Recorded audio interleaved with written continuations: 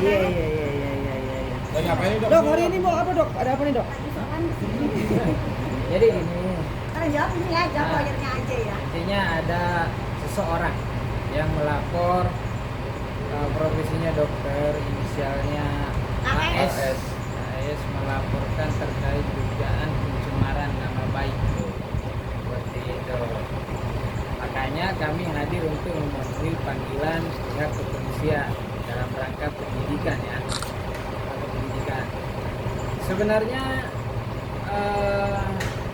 tim penyidiknya dari Polrestabes Medan, tapi karena persoalan jarak dan waktu, makanya kami bersurat ke tim penyidik Polrestabes Medan sekiranya jika diperkenankan agar dapat dilakukan pemeriksaan di wilayah hukum Polda Metro Jaya atau Polda Banten karena terkendala terkait dengan jarak dan waktu. Alhamdulillah apa yang kami mohonkan mungkin dapat diakomodir sehingga pemeriksaannya dapat dijalankan hari ini di Polres Tangerang Selatan. Mungkin seperti itu ya. Oke, di dalam tadi gimana? BAP berapa pertanyaan? Dan seputar apa aja sih? BAP sekitar 20-an mungkin atau kurang, nggak banyak. Sekitar ya pencemaran nama baik melalui transaksi elektronik. Cuma gitu doang ya? Ya. Dokter sendiri ngerasa bahwa ngelakuin hal tersebut nggak sih? Enggak, coba sebentar dok, mau styling dong, boleh nggak di sini?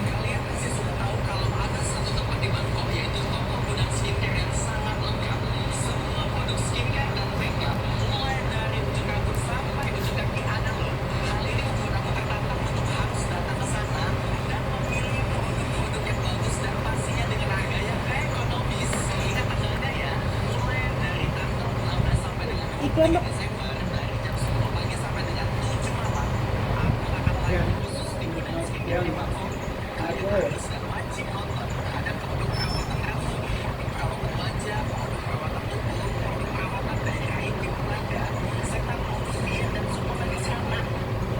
Oke ya, kalian denger ya, di sini ada kata-kata dari Bangkok ya, Justip Bangkok, denger semua ya. Ini saksinya para teman-teman wartawan ya.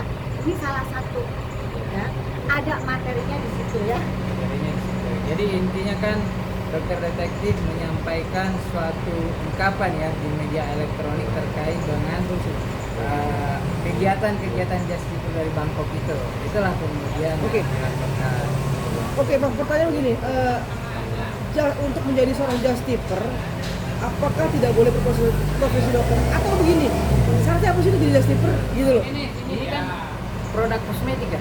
Iya. Produk kosmetik kemudian dimasukkan ke dalam wilayah hukum negara Republik Indonesia. Itu ada prosedurnya, ada ketentuannya.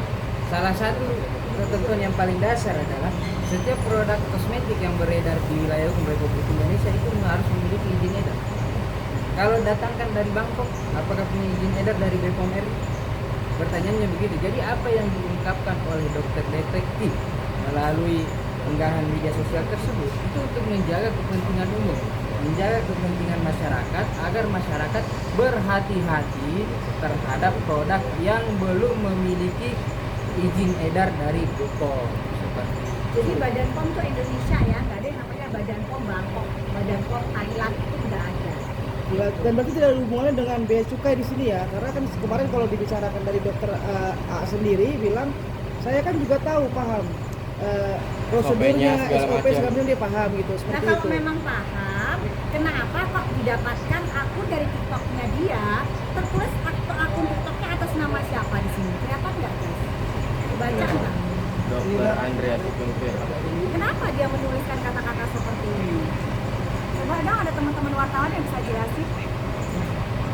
Jadi jangan pada mulai amnesia semua deh kalian ya, karena ingin menyerang dokter, terus kalian lupa dengan jejak digital kalian sendiri. Ini kalian bisa temukan loh, akun TikToknya sendiri atas nama siapa, bisa diulang lagi? Dokter Andrea Tukunfir. Bener ya? Nah, Artinya di sini dia menyalahi SOP sebagai dokter atau gimana mungkin dok penjelasannya dok? iya, jadi tidak boleh, bahkan bukan cuman apalagi seorang dokter, ya masyarakat biasa aja tidak boleh seperti ini, apalagi ini kosmetik, ya apalagi seorang dokter. Jadi memang dia sudah menyalahi. Jadi apa yang dokter sampaikan itu untuk melindungi konsumen, untuk melindungi Indonesia. Jadi jangan menggunakan nama dokter akhirnya bisa beli produk kosmetik yang banyak dengan menggunakan kata-kata ini sudah berbadan POM Bangkok. Itu kan sesuatu hal yang menurut kita semua sebenarnya lucu gitu, tapi kan kalian tahu giringannya gitu ya. Dok, tapi ada niatan juga untuk, ini kan bicara soal etik lagi ya dok ya, gitu. Ada niatan untuk ke PBID ya dok, untuk bawa hal ini? Kayaknya lebih ke ranah hukum deh sepertinya juga ini. Kenapa? Karena memang udah duluan dilaporkan atau seperti apa? Betul, betul. Jadi memang sudah melalui hukum ya kita akan lawan melalui hukum balik. Tuh, jadi hati-hati aja buat kalian karena jejak digital itu kan kelihatan banget bisa diulang kembali gitu ya. Apa yang Dopi sampaikan itu adalah fakta, punya data semua. Ini salah satu loh jejak digital yang Dopi keluarkan tadi 2. Belum lagi berapa banyak lagi jejak digitalnya. Jadi yuk jangan pada amnesia semua gitu ya. Gitu. Oke. Selanjutnya mungkin gimana nih dok? Gimana? Yang bakal diambil? Langkah selanjutnya tentunya kita ikuti perkembangan penyidikan ya. Kalau pihak kepolisian ingin apa istilahnya butuh keterangan tambahan, agar kita akan kooperatif. Kita akan menghadiri jika masih dibutuhkan. Intinya, terus satu lagi, kami ingin menyampaikan terima kasih yang setinggi-tingginya dan salam hormat kepada tim penyidik dari Polrestabes Medan karena berkenan mengabulkan permohonan kami agar pemeriksaannya dilaksanakan di sini. Oke, terkait masalah pemeriksaan, jadi kemarin sempat dikasih info, Doktif saat tanggal 20 Januari dipanggil, pemanggilan ke Doktif kan sempat bikin VT itu 21 ya, besokannya di TikTok. Itu udah melayangkan surat dulu belum Bang? Setelah saya lupa tanggal berapa kami peroleh surat panggilannya, tapi setelah kami peroleh, kami langsung bersurat. Langsung ya Bang? Untuk minta penundaan dan penjadwalan ulang terkait waktu dan tempatnya. Itu ada secara resmi kami sampaikan. Bahkan kemarin juga ada dokter yang sebagai saksi dipanggil, misalnya Z, itu beliau pun sudah sering mengirimkan surat gitu ya. Gitu. Itu semua sudah kok kita sangat kooperatif sekali. Jadi jangan lagi penggiringan opini itu melelahkan kasihan masyarakat kan yang jadi bingung sebenarnya. Dokter, ini sebulan ini harus warawiri ke pihak kepolisian. Gimana sih dok dari awalnya edukasi, terus sekarang harus dapat laporan sana sini. Gimana nih dok menanggapinya dok? Jadi sebenarnya kita yang matinya dulu. Ganti dok. Jadi sebenarnya sih kalau Doktif sudah tahu resikonya. Sudah tahu. Jadi yang memang sudah siap dihadapi. Kan Doktif bilang pada saat Doktif membongkar ini semua, itu resikonya salah satunya ada berhadapan dengan hukum. Tetapi selama yang Doktif sampaikan adalah fakta dan bukti-buktinya juga Doktif pegang, ya kenapa kita harus takut? Kenapa Doktif harus takut? Itu aja yang Doktif sampaikan. Mau Ya buat Doktif sih enjoy aja gitu saya. mau tidak mau kan waktu harus tersita. Betul, tapi kan Doktif juga punya tim ya. Jadi kalau untuk ya anggap aja ini kayak healing holiday aja gitu sayang. Holiday kita. Jadi setiap perbuatan pasti ada resikonya, termasuk dengan melakukan suatu tindakan-tindakan kebenaran pasti ada resikonya. Dan kita sebagai misalnya salah satu adalah memenuhi panggilan-panggilan dari pihak kepolisian. Kita sebagai warga negara yang baik, itu kita akan hadir. Jadi gini, kalau misalnya ada titik kan capek, wajar dong ya kan capek. Tapi Doktif mikir, ya Allah alhamdulillah ini sudah berapa triliun uang masyarakat yang akhirnya bisa selamat, nggak terbuang percuma. Itu jadi semangat lagi, itu jadi kobar berapa triliun lagi yang bisa kamu selamatkan, Doktif berapa lagi. Itu menjadi penyemangat Doktif. Artinya hal yang selama ini Doktif lakukan itu merasa tetap pada jalurnya adalah artian benar ya? Atau gimana mungkin penjelasannya dok? Kadang Doktif nggak takut, nggak gentar. Ada yang semua bilang panik, nanti pasti nggak ada pasti nanti panik gitu kan. Doktif ketawain aja gimana nggak kerjaan kalian itu kalau nggak nulis panik, takut, halu, apalagi begitu doang kan dari itu ketawa ngeliatin begitu, bukan mental seperti itu. Ya mungkin Doktif tetap kasih nih, sebentar lagi mau jalan-jalan ya. Ada masalah nggak ngaruh.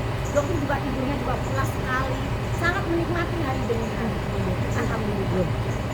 Dokter, mungkin terakhir yang soal teman-teman skincare di DPR itu seperti apa sih Dokter menilainya sendiri nih teman-teman datang ke DPR? Jadi Doktif sih menyarankan ya untuk teman-teman yang di DPR juga sebaiknya jangan dari pihak autornya doang. Harusnya kan dari pihak korban juga dihadirkan, dari Doktif juga iya. Jadi bisa nggak adil gitu. Ini kok dokter melihat kok hanya melindungi owner-owner tertentu, sementara owner-owner yang produknya Doktif Approve harusnya dipanggil juga dong, gitu. Apakah merasa dirugikan dengan hadirnya Doktif? Jadi itu kan fair. Begitu juga dengan para korban. Jadi jangan berpihak ke satu sisi. Kita ini sekarang anggota DPR itu kan Dewan Perwakilan Rakyat ya, gitu loh, bukan Dewan Perwakilannya para owner skincare, gitu. Jadi seharusnya juga dihadirkan nih seller, distributor yang sudah merasa dirugikan. Dan ini kerugian masyarakat pun bukan cuma jutaan, bahkan bisa terhitung triliunan karena bertahun-tahun.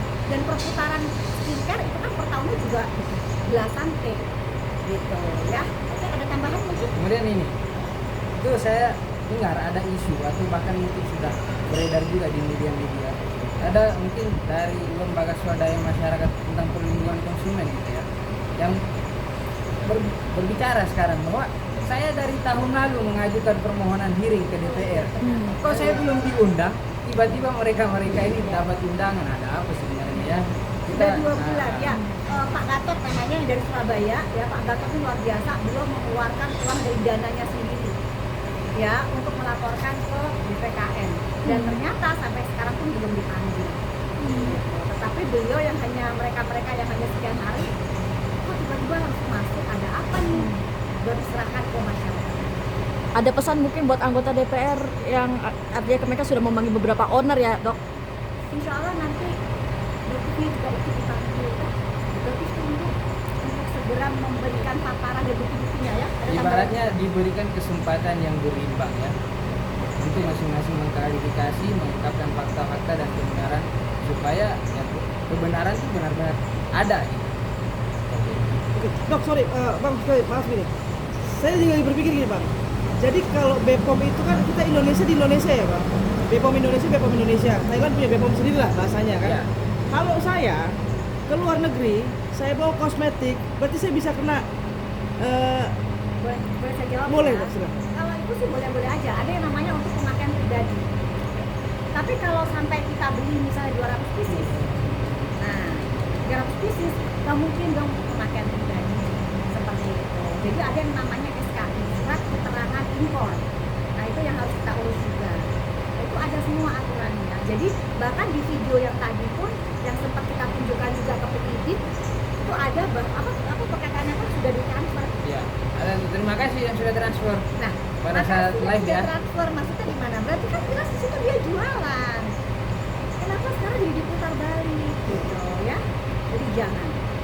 Berarti kalau hanya untuk pemakaian, Nggak ada masalah. Kan ada Pemakaian batas. pribadi oke, bisa. even sekalipun itu tidak ada BPOM izin nggak Tidak masalah. ada masalah. Kan kita kan biasanya juga ada yang beli dari produk dari luar nggak ada masalah. Bahkan dari bea cukai kan sekarang kalau nggak salah kalau satu keluarga $1.000 dan kalau pribadi kalau nggak salah ya $250. Nggak ada masalah. Tapi kalau si dokter sendiri, waktu kan dokter ya, terus dia jamin untuk dijual belikan lagi ya Itu istilahnya. sudah jelas menyalahi aturan. Itu sudah jelas. Makanya dokter bilang mungkin di sini yang dipermasalahkan mungkin ada kata-kata ya, mungkin ya dugaannya ada kata-kata fix bukan dokter, just people. Mungkin ada kata-kata itu. Tapi yang jelas ya kalau emang seorang dokter nggak akan mungkin berbuat yang seperti itu. Dok, tapi semalam dia beranalogi bahwa ibaratnya analoginya ya, dia pergi ke luar negeri, keluarganya nitip oleh-oleh, masa nggak boleh, analoginya seperti itu. Itu ada terima kasih buat transfernya. Tanggapannya mungkin gimana dok? Dijawab dengan digitalnya sendiri. Terima kasih atas transferannya. Itu buat teman sendiri atau buat jualan? Buat siapa? Buat jualan atau buat sendiri? Mas? Intinya oleh-oleh dengan jualan beda. Beda. Terus oleh-oleh bisa sampai 200 pieces dengan barang yang sama, titipan. Itu udah nggak make sense banget. Udah masyarakat Indonesia mah udah pada cerdas, udah nggak perlu dikasih beginian, udah cerdas. Udah kasih. Oke, satu lagi, Dok. Semalam itu kan dokter Andres bilang begini, rekan Jawan. profesi Tapi ada tapi. merasa sedih kok bisa ya saya dibilang just tipper Ya, gitu itu loh. sudah nanti ada videonya yang muncul kok. Ya, tanggapan dokter sendiri apa? Ya memang sebegitu faktanya atau seperti apa ya? Itu dijawab sama teteh sendiri, memang sebegitu faktanya. Terus gimana? Emang itu adanya, jadi dokter katakan emang itu adanya, emang itu faktanya. Kan dokter punya semua videonya. Ataukah bisa dibantahkan itu bukan videonya dari seorang AS? Nggak bisa, itu jelas videonya AS. Jadi nggak bisa dibantahkan. Kalau aja kalau kayak gitu. Berarti- Ya, masyarakat tuh udah pada tinggi sekarang. Intinya kalau berprofesi dokter itu nggak boleh buat ngambil barang dari luar terus diedarkan lagi. Iya, betul. Nyari SOP aturan. Bukan berarti dokter nggak boleh berjualan ya? Dokter, maksudnya Ya, boleh tadi kan berjualan. bilang kan kalau Tapi jualan tidak boleh ya? Ya, yang disebutkan dengan jas. Dengan aturan. Sesuai dengan aturan. Nanti ada yang namanya SKI ya, itu memang dan ada NA-nya dari luar ya kan, kita urus tuh dari Badan POM, kita urusin izin impornya semuanya ada. Nanti pada saat kita mengimpor, kita bikin surat yang namanya surat keterangan impor. Itu semua ada aturannya, ada regulasinya di Indonesia kalau mau dijual ya. Oke, sip. Oke.